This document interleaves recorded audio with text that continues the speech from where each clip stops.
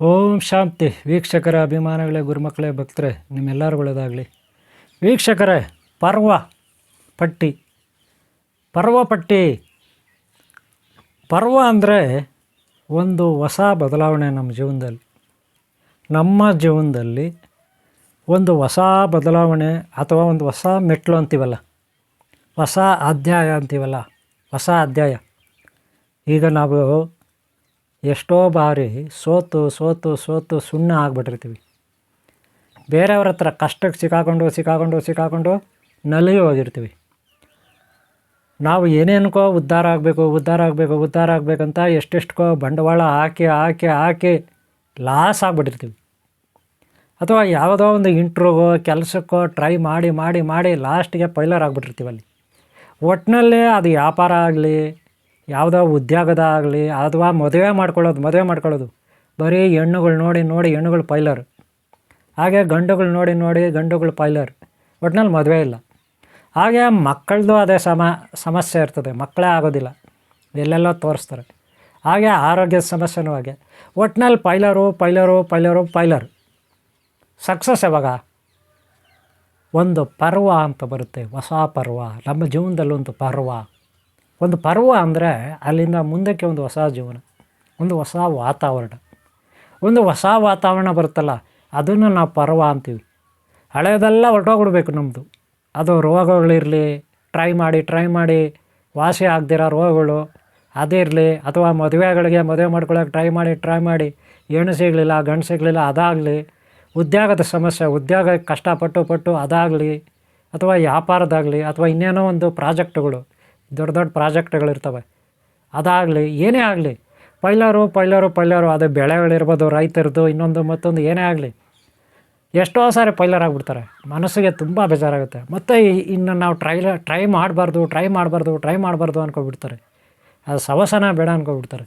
ಯಾಕಂದರೆ ಅಷ್ಟು ಬೇಜಾರಾಗುತ್ತೆ ಫೈಲರ್ ಆದಾಗ, ಅಲ್ವಾ? ಆದರೆ ಯಾವುದೋ ಒಂದು ಒಂದು ಹೊಸ ಅಧ್ಯಾಯ ನಮ್ಮ ಜೀವನದಲ್ಲೂ ಬರುತ್ತೆ. ಒಂದು ಹೊಸದು ಅದು ಬರಬೇಕಂದ್ರೆ ಅದೃಷ್ಟ ಬೇಕು, ಅಥವಾ ಭಗವಂತನ ಗುರುಗಳ ದಯೆ ಬೇಕು, ಈ ಪ್ರಕೃತಿ ದಯೆ ಬೇಕು, ಯಕ್ಷ ಯಕ್ಷಿಣಿ ಇವರ ದಯೆ ಬೇಕು, ವೃಕ್ಷ ದೇವತೆ ಸಹಾಯ ಬೇಕು, ಗ್ರಹಬಲ ನಕ್ಷತ್ರ ಆದಿಗಳ ಸಹಾಯ ಬೇಕು, ಪುಣ್ಯತೀರ್ಥ ನದಿ ಸಾಗರ ಹೊಂಡಗುಂಡಗಳು ಪರ್ವತಗಳು ಪುಣ್ಯತೀರ್ಥ ಕ್ಷೇತ್ರಗಳು, ಈ ಶಕ್ತಿ ಬೇಕು. ಒಟ್ಟಿನಲ್ಲಿ ಪ್ರಕೃತಿನಲ್ಲಿ ನಮಗೆಲ್ಲ ಕೊಟ್ಟಿದೆ ದೈವ. ಅದನ್ನು ಕರೆಕ್ಟಾಗಿ ಬಳಸ್ಕೋಬೇಕು. ಕೆಲವರು ಮೂಢನಂಬಿಕೆ ಅಂತಾರೆ, ಕೆಲವರು ಮೌಢನಂಬಿಕೆ ಅಂತಾರೆ, ಏನಕ್ಕೂ ಆಗಲ್ಲ ಅಂತಾರೆ. ನೋಡ್ರಿ, ಯಾರು ಏನು ಹೇಳ್ಕೊಳ್ಳಿ, ಅದು ಅವರವರ ಭಾವಕ್ಕೆ ತಕ್ಕಂಗೆ ನಡೀತದೆ. ಅವ್ರವ್ರ ವಿಚಾರದಲ್ಲಿ ಅವರವರ ಅಭಿರುಚಿ, ಅದು ಹೇಳೋಕ್ಕೆ ಬರೋದಿಲ್ಲ. ಎಲ್ಲರಿಗೂ ಸ್ವಾತಂತ್ರ್ಯ ಇದೆ. ಇದು ಸೆಕ್ಯುಲರ್ ಬಿಟಾಕಿ. ಇದು ನೋಡಿ, ಪರ್ವ ಅಂದರೆ ಒಂದು ಅಮೂಲ್ಯವಾದ ಮರ ಅಂತಿರಲ್ಲ, ಬೇರು, ಗಿಡ, ಮರ, ತೊಗಟೆ. ಹಾಗೆ ಇದು ಮರದ ತೊಗಟೆ, ಒಂದು ಮರದ ತೊಗಟೆ. ಇದು ಒಂದು ಮರದ ತೊಗಟೆ. ಅದರಲ್ಲಿ ಯಂತ್ರ ಮಾಡಿದ್ದೀನಿ ನಾನು, ಒಂದು ಯಂತ್ರ ಫಿಕ್ಸ್ ಮಾಡಿದ್ದೀನಿ ಇದಕ್ಕೆ ನೋಡಿ, ಯಂತ್ರ ಫಿಕ್ಸ್ ಮಾಡಿದ್ದೀನಿ. ಇದು ಹೇಗೆ ಮಾಡೋದು ಅಂತ ನಾನು ನಿಮಗೆ ನೀಟಾಗಿ ಇಂಚಿಂಚು ನಾನು ತೋರಿಸ್ಕೊಡ್ತೀನಿ. ಇದಕ್ಕೆ ಬೀಜಾಕ್ಷರ ಮಂತ್ರ ಇರುತ್ತೆ, ಸ್ಕ್ರೀನ್ ಮೇಲೆ ಕೂಡ ಕೊಡ್ತೀನಿ. ಹೇಗೆ ಇದನ್ನು ಇಂಚಿಂಚು ತಯಾರು ಮಾಡೋದು ಹೇಳ್ಕೊಡ್ತೀನಿ. ಇದು ಒಂದು ಅಮೂಲ್ಯವಾದ ಗಿಡ, ಯಕ್ಷಿಣಿ ಅಂತಿರಲ್ಲ, ಹಾಗೆ ಅಮೂಲ್ಯವಾದ ಒಂದು ನಿಮ್ಮ ಅಭಿವೃದ್ಧಿ ಮಾಡ್ತಕ್ಕಂಥ, ಮನುಷ್ಯನನ್ನು ಉದ್ಧಾರ ಮಾಡ್ತಕ್ಕಂಥ ಒಂದು ಮರ. ಆ ಮರ ಎಲ್ಲಂದರಲ್ಲಿ ಸಿಗೋದಿಲ್ಲ, ತುಂಬ ಅಮೂಲ್ಯವಾಗಿ ಎಲ್ಲೋ ಒಂದು ಕಡೆ ಇರ್ತದೆ. ಅಂಥ ಮರದ ಒಂದು ಚಕ್ಕೆ ಇವತ್ತು ನನ್ನ ಕೈ ಸೇರಿದೆ. ಈ ಚಕ್ಕೆ ಎಲ್ಲರಿಗೂ ಸಿಗೋಲ್ಲ. ಆಲ್ರೆಡಿ ಇದು ರೆಡಿ ಮಾಡಿದ್ದೀನಿ, ಬೇರೆಯವ್ರಿಗೊಬ್ಬರಿಗೆ ಆರ್ಡ್ರ್ ಆಗಿಬಿಟ್ಟಿದೆ. ಇದು ಒಂದೇ ಪೀಸ್ ಇರೋದು. ಅಕಸ್ಮಾತ್ ಬೇಕಂದ್ರೆ ನೆಕ್ಸ್ಟ್ ಆರ್ಡ್ರ್ ಕೊಟ್ಟು ತರಿಸ್ಬೇಕಾಗುತ್ತೆ. ಇರಲಿ, ಇದನ್ನು ನಾನೀಗ ನಿಮಗೆ ಯಂತ್ರ ಮಾಡೋದು ಹೇಗೆ ಇದನ್ನು ಅಂತ ತೋರಿಸ್ಬಿಡ್ತೀನಿ. ಇದಕ್ಕೊಂದು ಯಂತ್ರ ಫಿಕ್ಸ್ ಮಾಡಿದ್ದೀನಿ. ಇಲ್ಲಿ ಯಂತ್ರ ನೋಡಿ, ಕಾಪರ್ದಿದು ಪಂಚಲೋಹದ ಯಂತ್ರ ಇದೆ, ಫಿಕ್ಸ್ ಮಾಡಿದ್ದೀನಿ.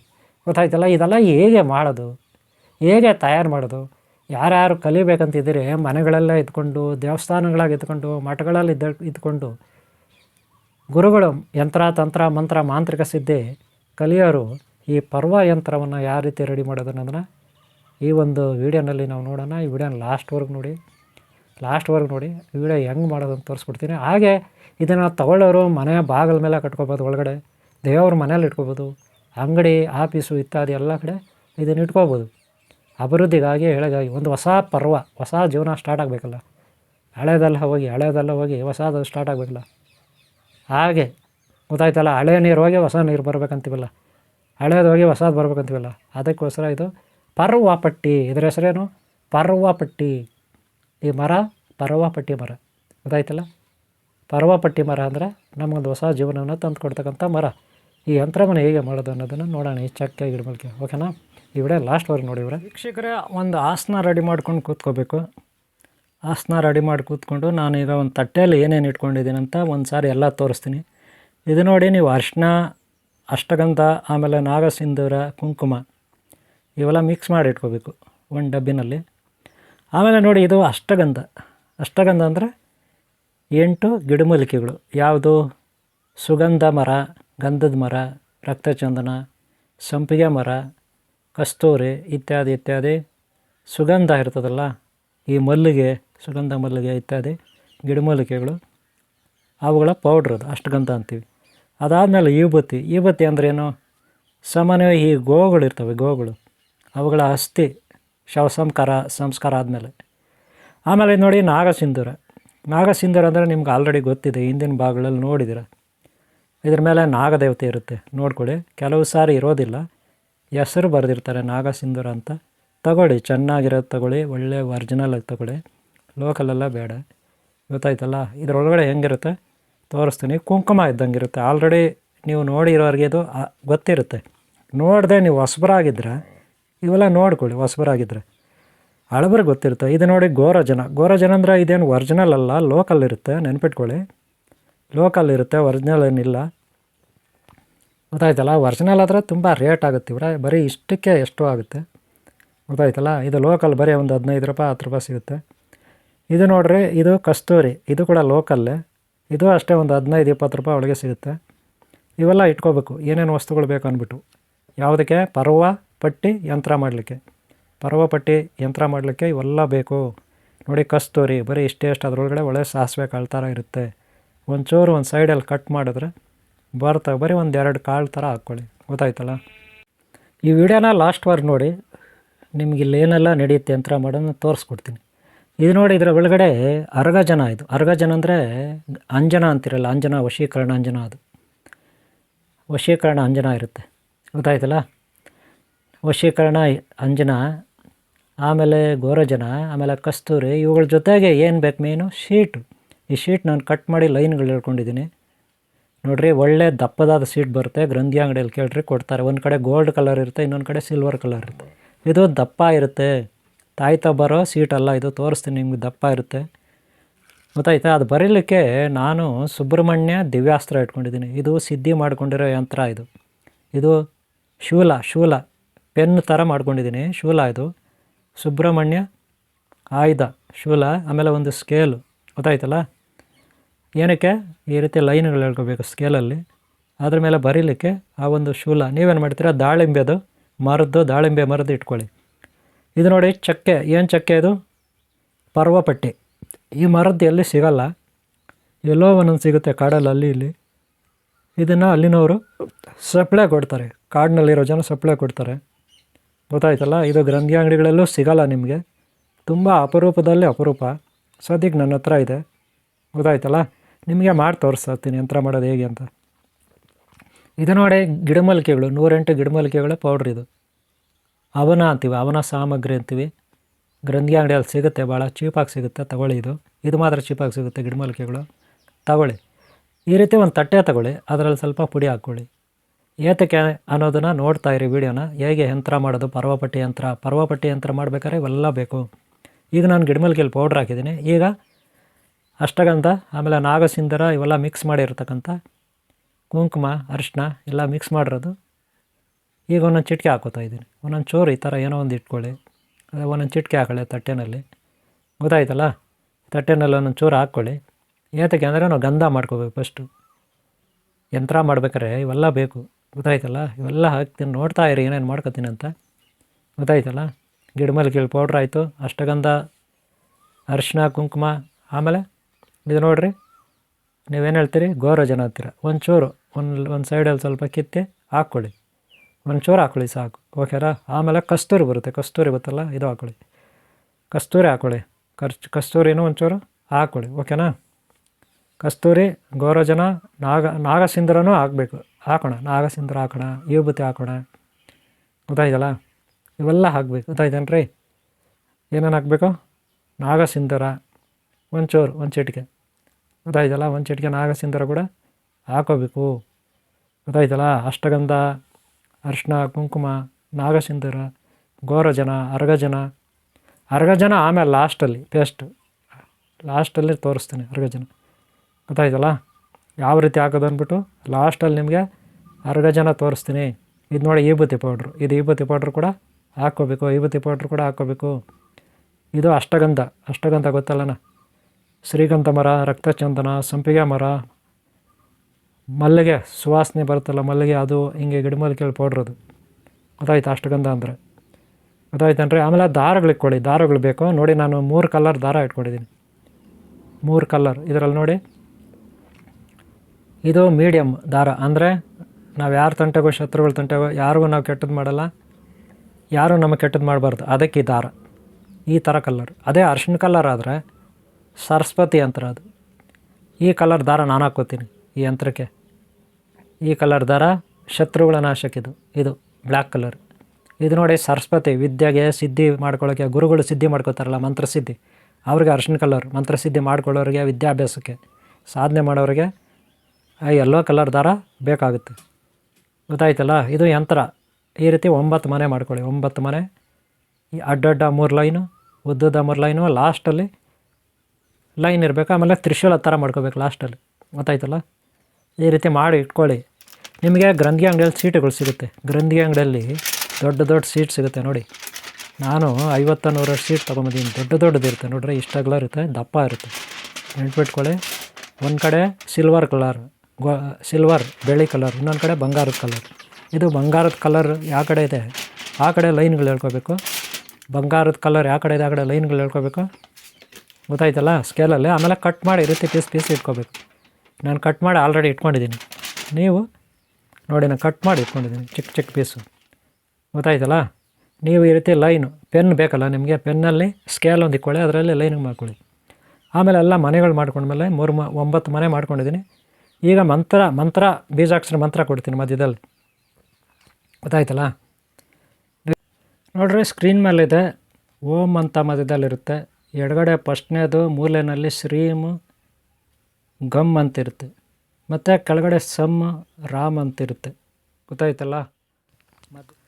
ನೋಡ್ರಿ, ಮೊದಲು ನಾವಿಲ್ಲಿ ಗಂಗೆಯನ್ನು ಕೈಯಲ್ಲಿ ಹಾಕ್ಕೊಂಡು ಪಾತಾಳ ಗಂಗಾಚ, ಯಮುನಾಚಾಯ, ಗೋದಾವರಿ, ಭೀಮಚಂದ, ಆಟಕೇಶ್ವರ, ಸಿದ್ದೇಶ್ವರ ಇತ್ಯಾದಿ ನದಿಗಳನ್ನು ಸ್ಮರಣೆ ಮಾಡಿ, ಸಾಗರಗಳನ್ನು ಸ್ಮರಣೆ ಮಾಡಿ ಗಂಗಾ ಜಲವನ್ನು ಪ್ರೋಕ್ಷಣೆ ಮಾಡಬೇಕು. ಎಲ್ಲಿ ಆ ಒಂದು ಏನು ಮಿಕ್ಸ್ ಮಾಡ್ಕೊಂಡಿದ್ದೀರ ಅವಾಗಲೇ ನಾವು ಗಿಡಮೂಲಿಕೆಗಳ ಪೌಡ್ರು, ಆಮೇಲೆ ಅಷ್ಟಗಂಧ, ವಿಭೂತಿ, ನಾಗಸಿಂಧೂರ, ಕುಂಕುಮಾರ್ಶನ ಇದರಲ್ಲೆಲ್ಲ ಹಾಕ್ಕೊಂಡಿದ್ದೀವಿ. ಆವಾಗಲೇ ನೋಡಿದಿರ ನೀವು, ಆಗಲೇ ನಾನು ತೋರಿಸಿದ್ದೀನಿ. ಅದನ್ನು ಈ ರೀತಿ ಗಂಧ ಥರ ತೆಗೆದುಕೊಳ್ಳಿ. ಯಾಕೆಂದರೆ ನೆಕ್ಸ್ಟ್ ನಾವು ಪರ್ವಪಟ್ಟಿಗೆ ಇದು ಇಡಬೇಕಾಗುತ್ತೆ. ಈ ತೆಗೆದು ಇಟ್ಕೊಂಡಿರಿ, ಆಮೇಲೆ ನಾನು ತೋರಿಸ್ತೀನಿ ಯಾವ ರೀತಿ ಅಂದ್ಬಿಟ್ಟು. ಗೊತ್ತಾಯ್ತಲ್ಲ?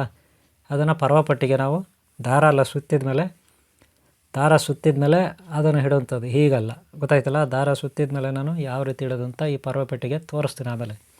ಗೊತ್ತಾಯ್ತಲ್ಲ? ಆಮೇಲೆ ದಾರಗಳು ಕಲರ್ ಇರುತ್ತೆ. ನಾನು ಈ ಉಂಡೆ ಎತ್ಕೊಂಡಿದ್ದೀನಿ. ಈ ಥರ ಕಲ್ಲರು, ರೆಡ್ಡು, ಯೆಲ್ಲೋ, ವೈಟು. ಓಕೆನಾ? ನೀವು ನಿಮ್ಗೆ ಇಷ್ಟ ಬಂದು ಇಟ್ಕೊಳ್ಳಿ. ಆಮೇಲೆ ನೋಡಿ, ಇದು ಅರ್ಕಜನ ಅಂದರೆ ಅಂಜನ. ಇದು ವಶೀಕರಣ ಅಂಜನ. ಇದು ಅರ್ಕಜನ ಅಂತೀವಿ. ಅರ್ಘಜನ ಅಂತ ಕರೀತಾರೆ. ಇದರೊಳಗಡೆ ನಾನು ಬೇರೆ ಹಾಕ್ಕೊಬಿಟ್ಟಿದ್ದೀನಿ. ಯಾವುದು ಗೋರೋಚನ ಹಾಕ್ಕೊಬಿಟ್ಟಿದ್ದೀನಿ, ಕಸ್ತೂರಿನೂ ಹಾಕ್ಕೊಬಿಟ್ಟಿದ್ದೀನಿ. ಅದರಲ್ಲಿ ನಾನು ಒಟ್ಟಿಗೆ ಮಿಕ್ಸ್ ಮಾಡ್ಕೊಬಿಟ್ಟಿದ್ದೀನಿ. ಗೊತ್ತಾಯ್ತಲ್ಲ? ಕಸ್ತೂರಿ, ಗೋರೋಚನ ಅವೆಲ್ಲ ಅದರಲ್ಲಿ ಮಿಕ್ಸ್ ಮಾಡಿಬಿಟ್ಟಿದ್ದೀನಿ. ನಾನೇ ಮಿಕ್ಸ್ ಮಾಡ್ಕೊಬಿಟ್ಟಿದ್ದೀನಿ. ನೀವು ಹಂಗೆ ಮಿಕ್ಸ್ ಮಾಡಿಕೊಡಿ, ಪರವಾಗಿಲ್ಲ. ಒಂದೇ ಇದರಲ್ಲಿ ಮಿಕ್ಸ್ ಮಾಡ್ಕೊಳ್ಳಿ. ಆಮೇಲೆ ನೋಡಿ, ಇದು ತಗಡಿದೆಯಲ್ಲ, ಒಂದು ಕಡೆ ಗೋಲ್ಡ್ ಕಲರು, ಇನ್ನೊಂದು ಸೈಡು ಸಿಲ್ವರ್ ಕಲರ್ ಇರುತ್ತೆ.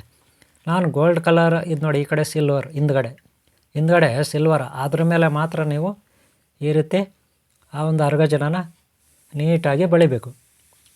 ಬರೀ ಅರ್ಘಜನ ಅಂತಲ್ಲ, ಅದು ಅಂಜನ ಅಂತಲ್ಲ, ಅದರಲ್ಲಿ ಎಲ್ಲ ಮಿಕ್ಸ್ ಇರುತ್ತೆ. ನಾನು ಆಗಲೇ ಹೇಳ್ದೆ ನಿಮಗೆ. ಗೊತ್ತಾಯ್ತಲ್ಲ?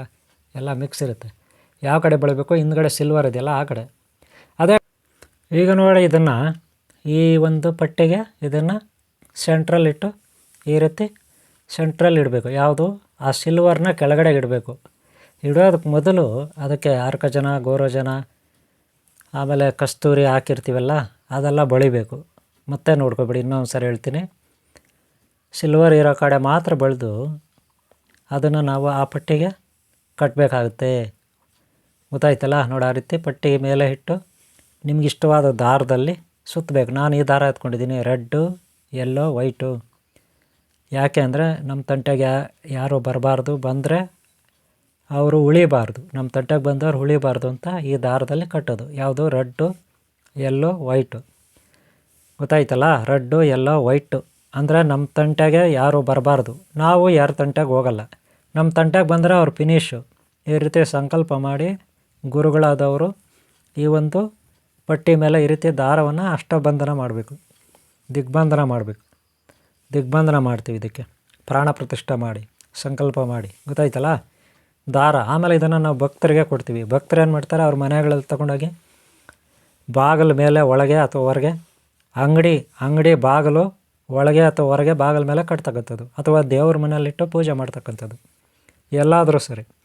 ಪರ್ವ ಪಟ್ಟಿ ನಮ್ಮ ಜೀವನದ ಹೊಸ ಜೀವನಕ್ಕಾಗಿ. ಹಳೆಯ ಜೀವನ ಹೋಗಿ ಹೊಸ ಜೀವನಕ್ಕಾಗಿ, ಹಳೆಯ ಕಷ್ಟಗಳು, ನಷ್ಟಗಳು, ನೋವುಗಳು, ಬಾಧೆಗಳು ಹೋಗಿ ಒಂದು ಹೊಸ ಸುಖಕರವಾದ ಶ್ರೀಮಂತಿಕೆಯ ಜೀವನ, ಸರಳವಾದ ಸುಂದರವಾದ ಜೀವನ. ಸತ್ಯಂ ಶಿವಂ ಸುಂದರಂ ಅಂತೀವಲ್ಲ ಹಾಗೆ. ಆರೋಗ್ಯ ಭಾಗ್ಯ, ಜೀವನ್ಮುಕ್ತಿ, ಮೋಕ್ಷ, ಅಭಿವೃದ್ಧಿಗಾಗಿ ಈ ರೀತಿ ರೆಡಿ ಮಾಡ್ಕೋಬೇಕು. ಒಂದು ಯಂತ್ರವನ್ನು ಗುರುಗಳಾದವರು ಸಂಕಲ್ಪ ಮಾಡಿ ಈ ರೀತಿ ರೆಡಿ ಮಾಡಿ ಇಟ್ಕೋಬೇಕು. ಗೊತ್ತಾಯ್ತಲ್ಲ? ಈ ರೀತಿ ದಾರ ಎಲ್ಲ ಸುತ್ತಿ ಆದಮೇಲೆ ನಾವೇನು ಮಾಡಬೇಕು, ಭಕ್ತರಿಗೆ ಕಳಿಸ್ಬೋದು. ಈ ರೀತಿ ಎಲ್ಲ ನೋಡಿ, ಇಲ್ಲೆಲ್ಲ ಪಾರ್ಸಲ್ ಪಾಕೆಟ್ಗಳು ನಾನೇ ಮಾಡಿಟ್ಟಿದ್ದೀನಿ. ಎಲ್ಲ ಕೆಲವೊಂದು ಗಿಡಮೂಲಿಕೆಗಳು, ಮರಗಳು, ತುಂಡುಗಳು, ಏನೇನೋ ಇದೆ ನೋಡಿದ್ರಲ್ಲ, ವಾಸ್ತು ದೇವತೆಗಳು ಇವೆಲ್ಲ ಇರುತ್ತೆ. ಆಲ್ರೆಡಿ ಅಲ್ಲಿ ಪಾರ್ಸಲ್ಗಳು ಇಟ್ಟಿದ್ದೀನಿ ಕೊರಿಯರ್ಗೆ ಕಳ್ಸೋಕ್ಕೆ. ನೋಡಿರ್ಬೋದು ನೀವು, ಕೊರಿಯರ್ಗೆ ಕಳ್ಸೋಕ್ಕೆ ಅಲ್ಲೇ ಆಲ್ರೆಡಿ ಪಾರ್ಸಲ್ ಇದೆ. 9 ಪಾರ್ಸಲ್ ಇದೆ ಅಲ್ಲಿಗೆ ಸದ್ಯಕ್ಕೆ. ಅವೆಲ್ಲ ಕಳಿಸ್ಬೇಕು, ಪೋಸ್ಟ್ನಲ್ಲಿ ಕಳಿಸ್ಬಿಡ್ತೀನಿ. ಯಾರ್ಯಾರು ಭಕ್ತರಿದ್ದಾರೆ ಅವ್ರಿಗೆ ನಾನು ಕಳಿಸ್ಕೊಡ್ತೀನಿ. ನೀವು ರೆಡಿ ಮಾಡ್ಕೊಳ್ಳಿ. ಈಗ ನೋಡಿ, ಇದಕ್ಕೆ ದಾರ ಸುತ್ತಿ ಆಯಿತು, ಎಲ್ಲ ಮಾಡಿ ಆಯಿತು. ಅದಕ್ಕೆ ನಾವು ಏನೇನು ಹಾಕಬೇಕು?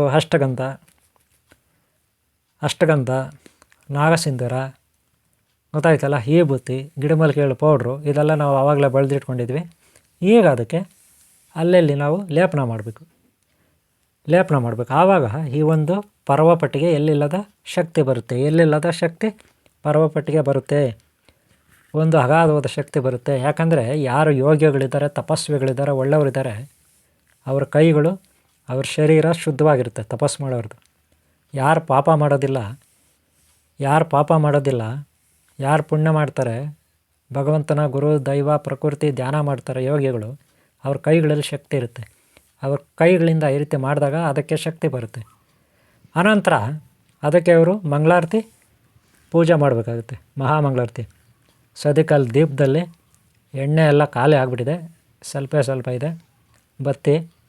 ನಾನು ಫೈನಲಾಗಿ ಈಗ ಮಾಡ್ತಾಯಿದ್ದೀನಿ. ನೀವು ಚೆನ್ನಾಗಿ ದೀಪ ಹಚ್ಕೊಳ್ಳಿ. ಈ ರೀತಿ ಒಂದು ಒಳ್ಳೆಯ ದೀಪ ಇಟ್ಕೊಳ್ಳಿ, ಚೆನ್ನಾಗಿ ಬೆಳಕು ಬರಬೇಕು.